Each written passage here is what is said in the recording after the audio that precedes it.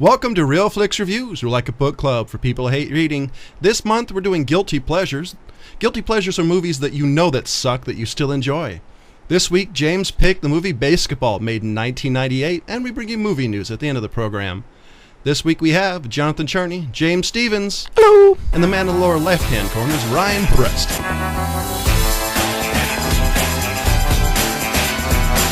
So which one of you guys have the description for this most excellent movie? I got it right here. BASEketball 1998, starring Trey Parker, Matt Stone.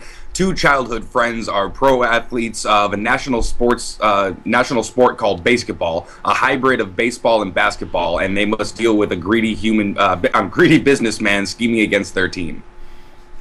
Yeah, that pretty much sums it up, I guess. Yeah, it sums up the third act.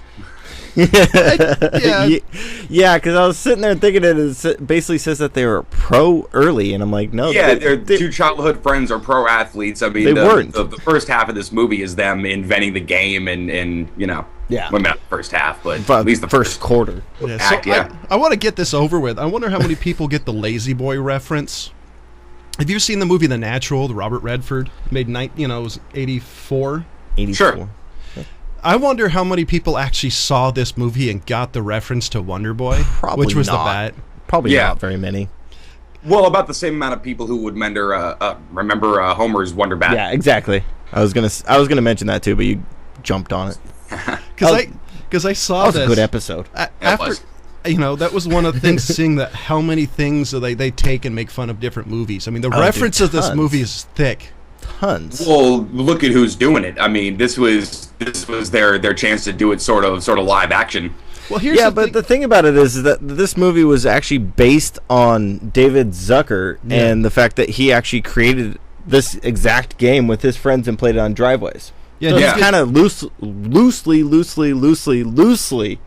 based on a true story, I guess. Sure, and right. Matt and Trey here's this game that this guy invented, and then this crazy what if scenario. Oh yeah. And Matt and Trey didn't write it apparently. So this was they somehow just picked them, which seemed like, I don't think without these two, I don't think this movie would have been as amusing as it was. But and you can tell they definitely had their stamp on a lot of it. I mean, with the psych outs and I mean just the style of everything. I mean, they seem to have their hand in quite a bit. I don't think any of the psych outs were as good as the very first one. It's like her mom's pubes. That wasn't really a psych out. One. Well, that was the best psych out. I mean, because it really wasn't a psych out though. He actually had pubes in his teeth. That's why it was the best one. Now, I don't know if very many people out there know who David Zucker is. Go look up Airplane. I would stay away from the Naked Guns that he did because those weren't the good ones. It depends on the generation you're from. Yeah, Young people don't do it to yourself. But anybody who was alive when the Naked Guns were around, they're still funny. Just stick with Airplane 1 and 2. I mean, well, he didn't do Airplane 2. He did Airplane, and then he did High School High, which is another pretty funny one. Yeah. And the Onion movie, superhero movie, scary movie, the new one coming up. Wait. Yeah, so you see what he does now. He's comedy. Okay, here's the thing. Was Scary Movie, if it's, do you think, would you put that on your resume? I mean, because the last one it's the sucked. 2013.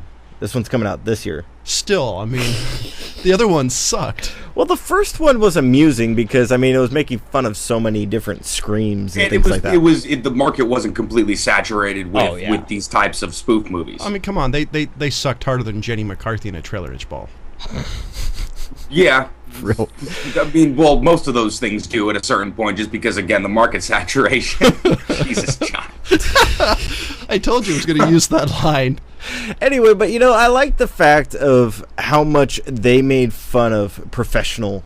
Oh, yeah. Just the professional athlete genre. I mean, I thought it was just great. James, have you seen Idiocracy?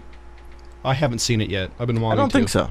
I don't think I've seen it yet. We'll probably get into that at a certain point, but it reminds me of the first 10 minutes. Anybody out there has actually seen it. But anyway, the first 5 minutes or so of this movie was basically explaining how sports have gotten all shitty. They have. It's almost it's satirical, but it's really an indictment of the vast over marketing of products at sports events. Yeah. Or the description. My favorite part actually is they say the Los Angeles Lakers. There's no lakes in Los Angeles. Right, moved to Los Angeles where there are no lakes. The Utah. New Orleans Jazz moved to Utah where they don't allow music. Yeah. That might have been one of my favorite jokes in the movie. Yeah, that was pretty good. Well, I always laugh at the Raiders one. I'm a Raiders fan, people out there. I don't care. But, you know, you poor man. I'll make a point for you, James. He was a Raiders fan before they sucked. Well, yeah. So was that the original I was Oakland really Raiders young. or Los Angeles Raiders? I mean, you got to... Well, but, you know, you really can't pick and choose. You know, I like the fact that they mentioned that, you know, the Raiders moved back to Oakland and nobody in L.A. even noticed. Right. I'm from L.A. They don't care. Yeah. Nobody here knows. Yeah. Nobody here. Because nobody they've there got like knows and 12 cares. basketball teams. I mean, Yeah. It is remarkable around here, though, how many people have gotten into hockey just since the Kings won last year. Everybody's kind of jumping on the hockey bandwagon. Well, you know, which is cool. they're just a bunch of Hoosiers, eh? Well, I would have enjoyed to have seen some of, like John said, you know, they need to make some of those like intermixing sports, like the baseball and the football. I'd love to see a guy catch a fly ball and get tackled. Yeah, that'd be awesome. Actually, bringing it back to the movie now. Yeah. So there was a few things that I would like to see that this movie came out with, like the fact. I mean, I enjoyed the fact that they came out with basically an original game that people were fans of, and that was just. I would like to see a game like that, a professional game. Well, in what 1998, I was 13. Me and my next door neighbor played the shit out of this game in his driveway. I mean, just based on what we saw from movies, I think we only had to maybe like make up a couple of things just to fill in the gaps of stuff they didn't explain. But I mean, it's a fun game, especially because I suck at basketball. Yeah. Well, and then they the rules that I thought was pretty funny was when they were explaining the divisions. Yeah. You know, they play against this team, they play against this team, and then this team comes along, and if this happens, then this team goes, and it's the two-legged sack race, yeah. the blue moon of the fourth and if there's a month. tie, then they do a consecutive sack race for 3 months until there's a winner. Right. I think it's like, really? Sack race will be held until the winner. I love that Bob Costas and Al Michaels actually play themselves. I have this. What's his name? Robert Stack from Unsolved Yes. Mysteries. Yes. I actually have that in my notes that I love Robert Stack just because he's like a real serious guy unless you see him in his movies, and he just plays a caricature of himself. Right, Yeah. and then Dan Patrick also was in it. I mean, and I have an issue. Okay, on the trivia of this movie, they mention that during the Unsolved Mysteries the trivia is that all the computers were playing solitaire. Now that is incorrect. There was true. like at least 3 that were playing solitaire. The other ones had different screens. Mm-hmm. okay. Yeah, well, there was just one thing that was bugging me, and you guys mentioned the Unsolved Mysteries thing, and I'm like, that's not real trivia. Have you looked at the trivia on this movie? No, I haven't. People It are sucks. idiots.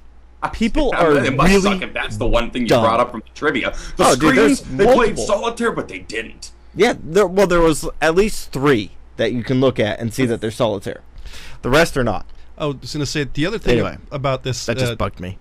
I got to say though, I love the announcing team on the Major League a lot better than I like the announcing team on here. Yeah. Mainly because I like the guy from Mr. Belvedere. Yeah. He was actually a pro. He's actually a pro baseball announcer. Yeah. And then the other ones in the trivia that really annoy me are the ones where they're like, oh, when he did this psych out, he was, playing Mr. Garrison. When he did this psych out, he was playing Cartman. It's Right, yeah, well, that's why I think we all watched the movie in the first place, because we were South Park fans. South Park had just hit big, I think, 96, 97, thereabouts? Yeah. Has it really been on that long? Of course we were looking for those things. And Oh, yeah. South Park is chasing, pretty much The Simpsons Oh, wow. in the longest running weekly. weekly. Will definitely be chasing them. that and, although I think The Simpsons have done more episodes per season. Yeah. That they've and been the around a lot more. WWF Raw, they're like a 1,000, like 1,200 episodes. Yeah, I think Which they're... this is the single longest running episode Yeah, I of was going to content say... ever. I was going to say, I mean, that's got to Simpsons be right up there with, behind like, them. soap opera numbers. Yeah. I have to say though, this movie has more euphemisms flying left and right than any movie I've ever seen. I know. I should have taken a list. I was really like I wanted to make a mental note of actually every time they say something, it's a euphemism. But if you take this movie and you compare it to Airplane or The Naked Guns, it's not as subtle. No, I'm not gonna say subtle. There's not as many like satire. Oh yeah. There's not as much satirical humor in here as much as like The Naked Guns or Airplane. Right, what's in your face? I was gonna say, I mean, look at the cast of this thing with Ernest Borgnine and James Vaughn. I'm sorry, Robert Vaughn. You have really, really great actors. Yes. Kind of legitimizing this movie. You know what I mean? Like obviously Matt and Trey, they're there because they're the comedy of the movie, but set into this kind of semi-real, thing with all these, like sort of heavy characters. Although Ernest Borgnine was playing kind of a nut bar. Yeah. Kind of. Kind of, yeah. But you gotta love Ernest Borgnine, but at this point, I think his career, he never said no to anything.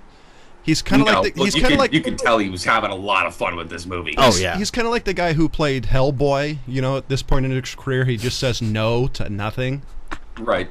Wow. Yeah. Ron Perlman, so you're looking for. But I don't know. This movie it's not, if you're looking for a movie with a really great plot, not really. I mean, it's got a decent very plot. Standard cookie cutter plot. I mean, the plot was there just to be able to tell these jokes. Yeah, exactly. The plot is a device just to tell shitty jokes and make fun of Jenny McCartney. And the interesting thing is that Matt and Trey Parker, or Matt Stone and Trey Parker, I kind of putting them together like they're a married couple. Well, apparently they are now. They pretty much are. Congratulations. Hey, they've been together longer than most married couples I know, so there you go. Yeah. And according to this movie, they have had some sort of relationship. Yeah. Oh God, that was creepy. Anyway, but they weren't the first choices for this movie either. Now he's looking it up. I can't imagine how much different this movie would have been without them. I mean, think Chris Farley. Stuff they added. Who was looking for Farley? I don't even think with Farley this movie would have been as good. I don't think so either. It would have been a different movie. Well, because entirely different movie. I think these two Trey Parker must have written that song that was playing in the car when he was driving. Oh yeah, I guarantee it. Well, because that was his voice singing it, and he's been known to do that stuff, obviously, for South Park. I mean, this thing would have been insanely different. Oh, yeah. Well, they bring kind of an irreverent comedy. I mean, nothing to them is sacred, so they make fun of everything, including themselves on a regular basis. They make fun of it. They kind of hit the nail on the head, so you sort of forgive the crappy movie so much because the jokes hold up so well, Yeah. And Squeak wasn't even supposed to be in the movie. They talked Zucker into bringing Squeak in. Yeah. Right, because they've been friends for a long time. Which is funny because, I mean, he basically plays kind of like the Kenny from South Park. That's basically what he is. In every movie they do, he kind of plays the same character. I love that his name's actually Kenny, too. Yeah, they actually it's not Squeak! It's Kenny! Yeah. Well, they brought him in just basically to have somebody to rip on. Exactly. Right. That would be funny. He's the foil. It was funny. Yeah. It's hysterical to rip on that guy. Yeah. Especially, I'm sorry, no, that's Jenkins' bed. Your bed's over here. I do wonder after this movie, or even to the day, how many people walk up to him and say, "Hey, bitch." Right. Just wonder. It's gotta really suck. He's like, dude, I'm a person. I'm with my kids, man. Yeah. Shut up, Squeak. Yeah, but this definitely is not a kids movie. Oh no, not at all. And then my wife watched this with us, and oh shit, that's great. Her comment on the whole thing was, "That game is not a game you let kids watch." Because I mean, the Dream Foundation. Like, if you say here's the rules for the game, you know what I mean? And just let kids play. They don't have to watch the movie. It's still a good game. And let them psych each other out. That builds some mental acuity. The only thing is, when I was a kid, some of the psych outs would have been kind of low to what we would have said as a kid. There would have been a lot more cussing. A lot more cussing, a lot more low blows, like you said, because we weren't that clever. No. Yeah, especially not coming up with the liposuction from Marlon Brando's ass. You said no more Journey psych outs. The Marlon Brando one was just kind of on the verge of being, Oh, dude, that one always. Every time I see them doing that, and he's just like, "Oh, why am I doing this? Oh, it's warm and salty," and it's just, oh, dude. It tastes like Italian. That's why I love this movie, dude. Like, seriously, I've seen this movie probably 50 times.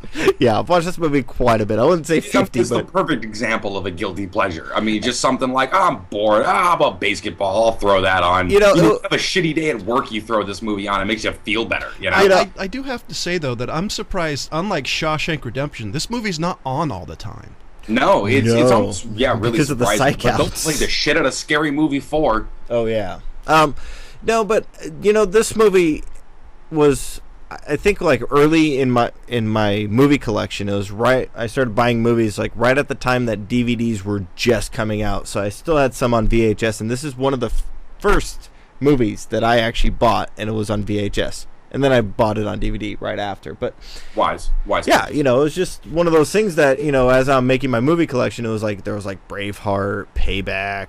Sure, the standards. Basketball. So the question is, do you want to explain to the young people what a VHS is? It's before DVD. I don't want to get into that shit. They ever would know what a VHS is. If you don't know what... I don't want to feel that old yet. The question is, if you don't know what "be kind, please rewind" means, shut up. The question, do you know what VHS actually stands for? I used to. Not anymore. It's Video Home System for the random trivia part of the show. I was thinking video head cleaner, but that was the video head cleaner that you used to have to put into the thing that actually spun. It was a videotape you used to have to put into the VHS player. They cleaned the VHS player. Damn, that was a rabbit hole. Yeah. So are you done? You went down it though. Are you done? All right, John, what points did you have? I mean, you said you wrote down some, and I don't think we've really touched on any points. We just touched on the goofs of this movie. I love this movie. Yeah, basically. Well, I kind of wrote down everything. I actually said most of it. Like Robert Stack is, I wrote down just because he's not a guy that he did movies. I mean, I think he was in one of the golf movies. Yeah. So he did stuff when he was alive. The one thing, the Foley sound team must have had a lot of fun in this movie. Just the little things that have sound in this movie, and you're just kind of like, that doesn't really, what the hell? Right. Yeah. And the other thing I thought was funny is the locker room scene. Oh, geez. when the guy with the pitchers showed up. The whole scene is funny because the whole time, the guy's girlfriend and the guy trying to blackmail him are looking down at the crotches the whole time, and they're looking up, and the whole scene is just very amusing. Yeah. I just like the fact that they like are turning and the thing is just like flopping around. Yeah. Now, whose idea do you think that was? Both. I'd be Matt Stone and Trey Parker standing in front of David Zucker like, okay, David, listen, we're going to have these 9-foot prosthetic dicks. It's just like, all right. By the way, that would be a great name for a band. Yeah, it would be. Sounds like a punk band. Doesn't it? So what about you, James? Did you have anything written down? Well, no, I really don't need to write anything down on this movie just because I know it so well that, there's so many different things that I enjoy about this movie. I love the satire. I love the pro league, jokes. I can't say just pro football because it's basically all the leagues they're making fun of. Mm-hmm. I like the fact that, they basically started this thing from scratch, and that's basically how you got all of, the sports that we watch today. Basically, they started out just people messing around and playing and having fun. Right. And, I like the fact that they wanted to bring it back there. I mean, that the actual basis of the story is great. I like the fact that they're like, well, you guys have just lost what it really means to do this. And I like the fact, who's the football player that was up there that's like, and I'm great to be back here in Michigan. Yeah. Sorry, we're in Minnesota. Chicago, Minnesota, whatever. It's like, that's basically what I see when I watch any type of pro athlete out there. I mean, there's very few that I actually think are doing a great job. I think that there's basically this whole thing of the pussification of America started with pro athletes. I'm like, don't hit me, and then I can't make another $1 million. Right. Yeah, it's like stupid. When people ask me, do you watch football? I stopped watching football when they didn't allow people to hit each other. When that became a foul, What do you mean? Or technical or whatever. Certain types of hits, obviously. Yeah, but I mean, if you can't pick up somebody and pile drive them, I mean, way to go, Waterboy. Yeah, exactly. That's another great movie. Well, basically, you can't play like the Raiders did in the 80s. Yeah, I mean, that's why the Raiders suck. Yeah. You know? The John Matusaks of the world and Howie Longs and whatnot are Deacon Joneses, you know. Oh, and Deacon Jones just died. Oh, did he? Yeah, he was the sad. I think a Rams defensive lineman. He was the one that invented the head slap.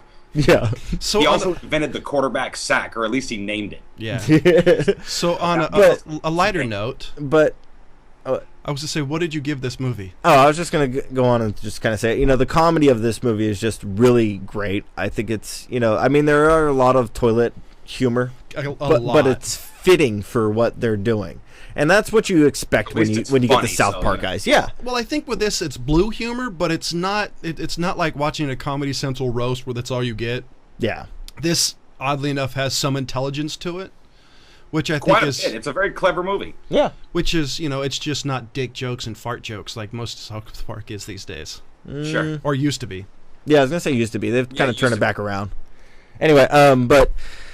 Yeah, as far as I don't know, I don't want to give my rating yet. I want to see what Ryan kind of says about what he actually thinks if he wants to bring up points about this movie. Okay, the only thing I want to specifically bring up was Ernest Borgnine, Dirty Dozen, and Wild Bunch. Mm-hmm.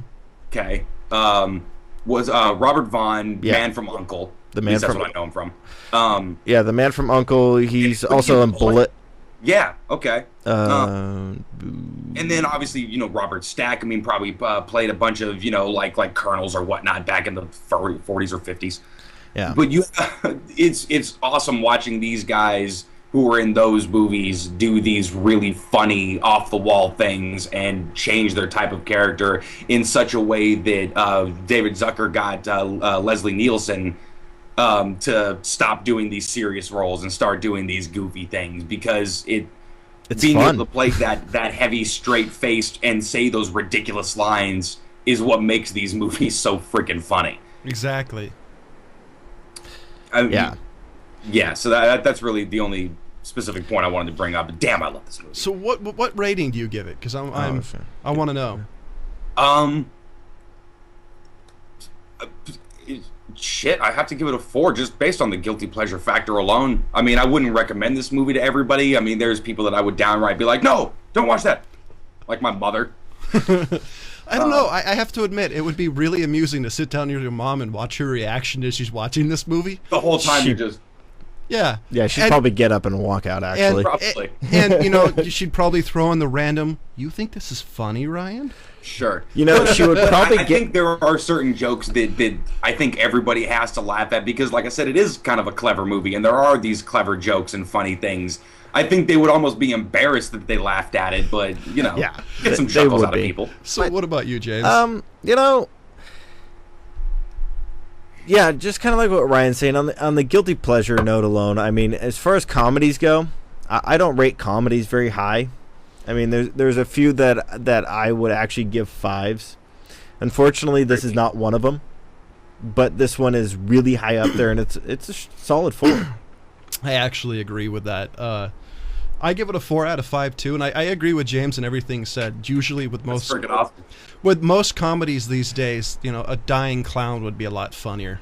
Yeah, if you notice, this movie was before 2000, Sure. And you know, movies after that, I don't think there's really a comedy out there that would after this movie, like around 2000s and up, that I would give even close to a 4. I mean, as far as I'm concerned, there's maybe 2 that have come out in the past 13 years that would even come close to being a 4.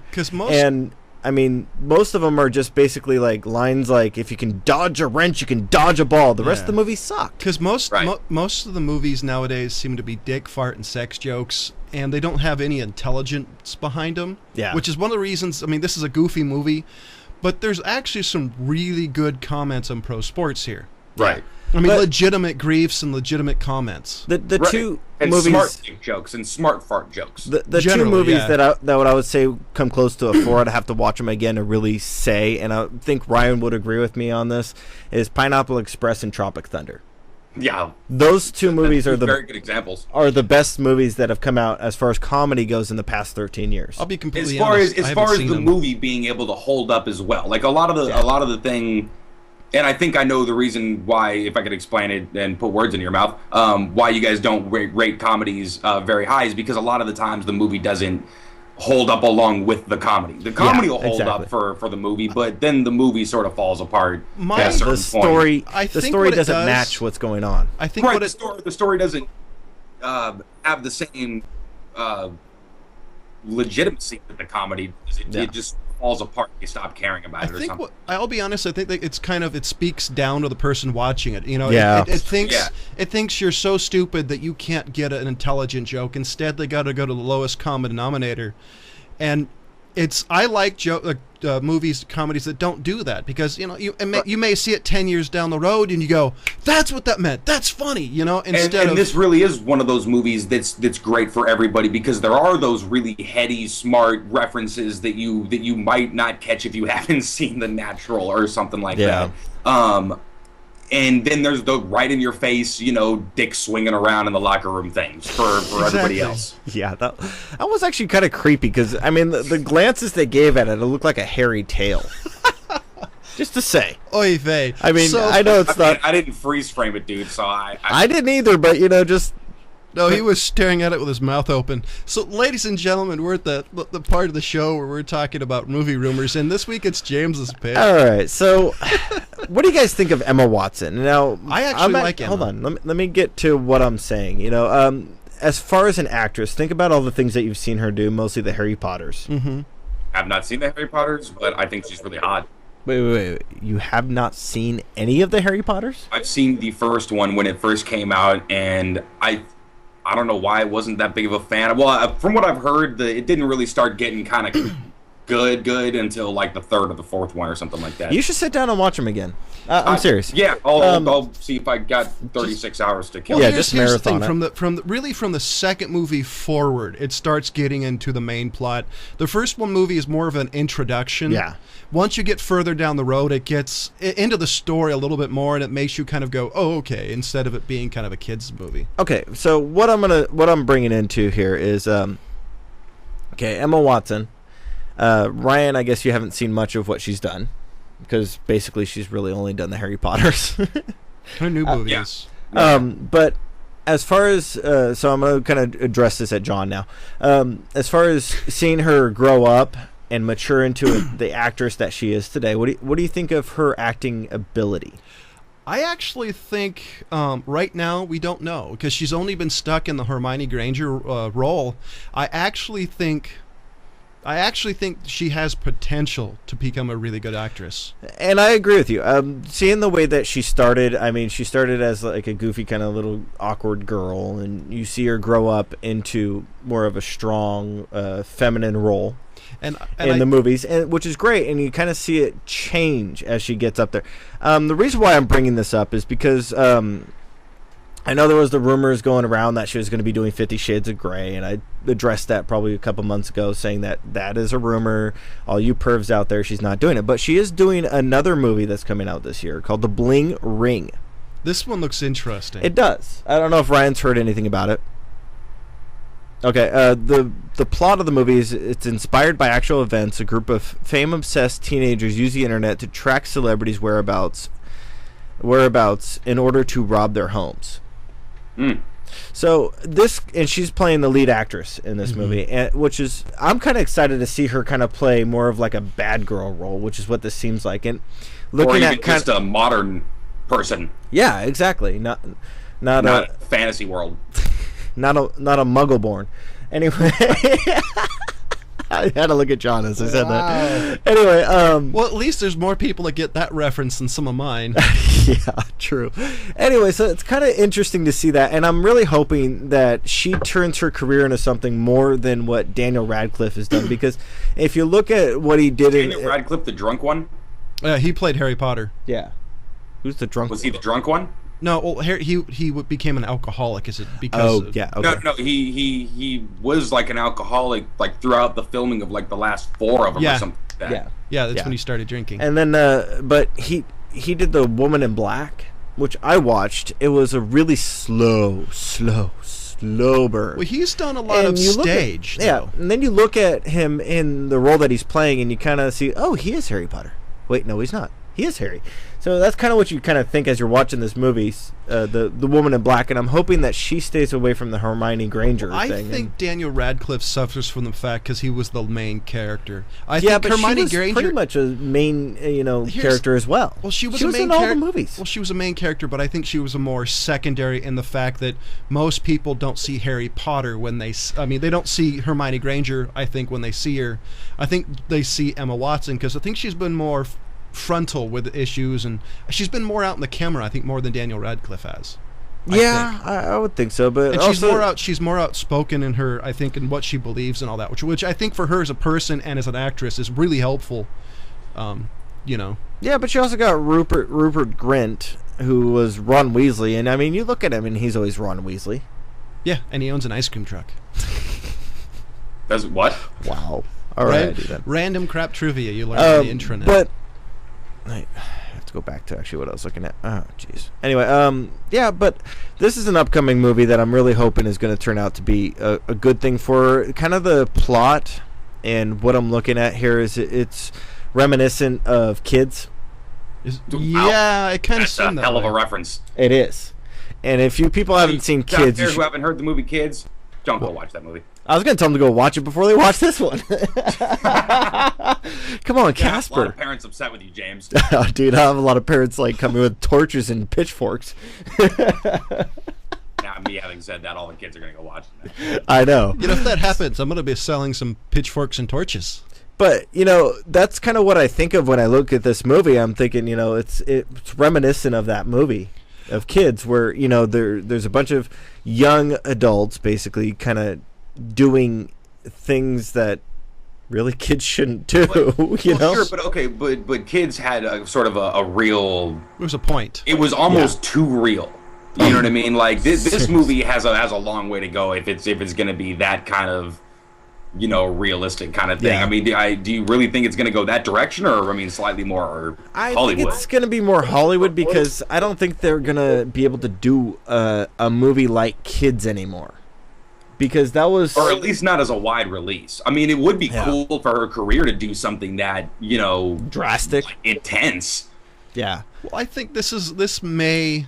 I don't know. The only thing is that if this fails, do you think it's going to kill her career? Do you think she has enough stroke career-wise that she could do a couple of bombs? She'll be able to do stuff forever. Yeah, she's still a young enough actress, like in her career-wise, that, I mean, if it flops... it's not going to damage her career, but if she does like maybe another flop or two, she's over. So according to the IMDb, she's in at least a cameo in the movie This Is the End, which is about the apocalypse, and another one 2014 where it's called Noah.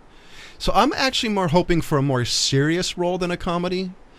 This movie? You talking about The Bling Ring? Yeah, because it's not going to be a comedy at all. It has the feeling of it, though. That's what makes me nervous. There might be funny moments in it, but no, I don't think it's going to be a comedy. Because if it's a drama... It doesn't strike me as a comedy. Well, here's a question. The unintentional comedy? Well, I mean, there's always moments of levity in these kinds of drama movies, but I think that sounds to me like how they're going to try to play it. The genre they say it is crime drama. Because I mean, there's always funny moments. I laughed my ass off watching Casino, but let's just say that the trailers, what they showed, it makes it more to be kind of an uplifting comedy. I want to see it because I want to see a role that really you don't see Hermione. Yeah, that's what I'm excited forward to, and that's why I brought it up is because I think that's what she's probably going to start picking things, and I think that's what a lot of offers that she's going to get is going to be like, hey, remember Hermione? This is not that. You want to do it? Well, she herself said along the lines the reason why she picked this film is it's not like a magical universe. Right. There's a point where she's on the trailer. She's swinging on a pole type of thing, like a stripper pole. Yeah. And her point basically, it seemed to be, it's like, look, I'm not a little girl, I'm an actress, so it seemed to be a point for her to make like a separation between her earlier roles and the newer roles. And so I'm looking forward to it. That's what I'm hoping she does. Having the only thing you've done be these, 9 movies or 10 movies or whatever it was, you really have to go the opposite direction. Yeah, if nothing else, but just to have something else on your resume, like, hey, this is other things I can do. I don't know. I think for her, I think for everybody in Harry Potter, it's kind of like Star Wars and Lord of the Rings. I think your career is set as long as you don't do something stupid. I mean, that's pretty much what it is, and I mean, that's why I have a lot of great respect for Mark Hamill, because he understood that his face is Luke Skywalker. So he got out of something where his face is being shown and got into voice acting and has one of the most successful voice acting careers ever. And not the most. I'd say one of the most. Out of all of them, besides Harrison Ford, he's the most famous one. There's only 2 people that really had a successful career after Star Wars. Yeah. And Mark Hamill, I mean, not that he hasn't done any actual movies, but he realized, like, okay, like I am Luke Skywalker kind of thing. Like, I'm not going to be able to get work throughout the years, so let me get into this voice acting thing. And I think he might have been doing a little bit before. He still does movies and whatnot, but he understands that when somebody asks him to be in a movie, that they know what they're getting to. If you want to see some of the movies he did after Star Wars, besides Corvette Summer, look up The Guyver. It's a live-action anime. Nice. There's also one that he just came out with recently called Sushi Girl. He plays kind of a heavy, and it's pretty interesting. Yeah, I'm trying to look up the Carrie Fisher had a couple cameos, and there's one I'm trying to remember what it was. Jay and Silent Bob Strike Back.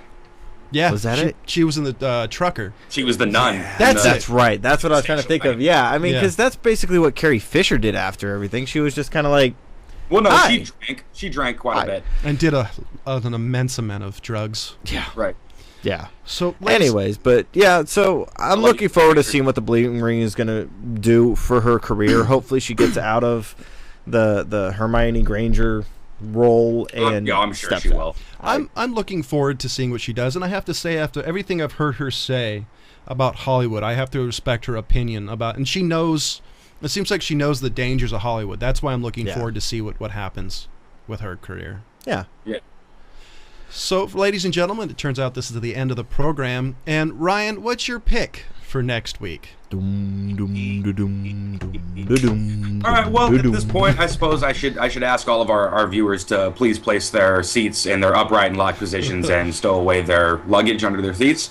Note that the emergency exits to the left and to the right of the plane are welded shut because we are flying Con Air. 1997. John Cusack, John Malkovich, and Nicolas Cage. Don't forget Buscemi. Yeah. Oh, Steve Buscemi as a cameo, but that's one thing you kind of want to find out. By the way, one of the greatest bad guys ever, Cyrus the damn virus.